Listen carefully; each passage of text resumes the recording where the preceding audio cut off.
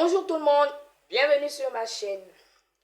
N'oublie pas de t'abonner, liker et partager pour ne rater aucune vidéo. Aujourd'hui, je vais vous parler des différentes faces d'un cube dans le cours de production du son et de l'image. On y va. Nous avons au numéro 1 la lumière. La lumière qui est un élément essentiel, un élément indispensable. Nous avons besoin de lumière pour mieux filmer notre sujet. En second point, nous avons au numéro 2. Nous avons le point ou encore appelé le focus. Il désigne le caractère net d'une image. Nous avons ensuite au numéro 3 les angles. Les angles, nous avons plusieurs types d'angles. On note l'angle à hauteur du sujet, ce qui veut dire que notre caméra est placée au-dessus des yeux de notre sujet.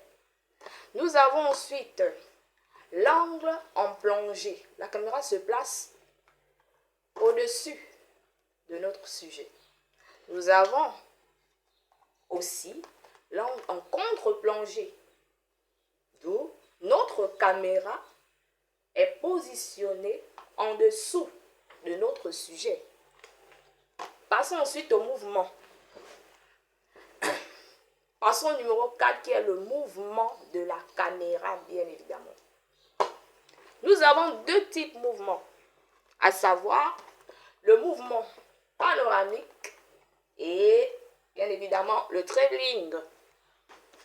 Au mouvement panoramique, ici, c'est un mouvement qui permet de faire la rotation de l'axe vertical vers l'axe horizontal de notre sujet, ou encore d'aller du bas vers le haut, du haut vers le bas, vice versa. Nous avons ensuite le travelling. Le travelling ici est un mouvement de caméra qui permet d'enregistrer notre sujet et de le suivre.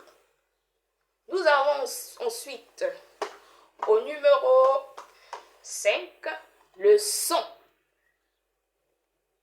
Bien évidemment, le son est un élément essentiel lors de la prise de notre vidéo.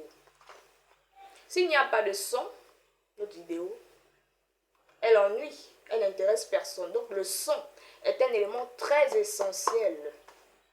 Ensuite, pour finir, au numéro 6, nous avons le cadrage. Il est important de bien cadrer notre plan de travail. Merci.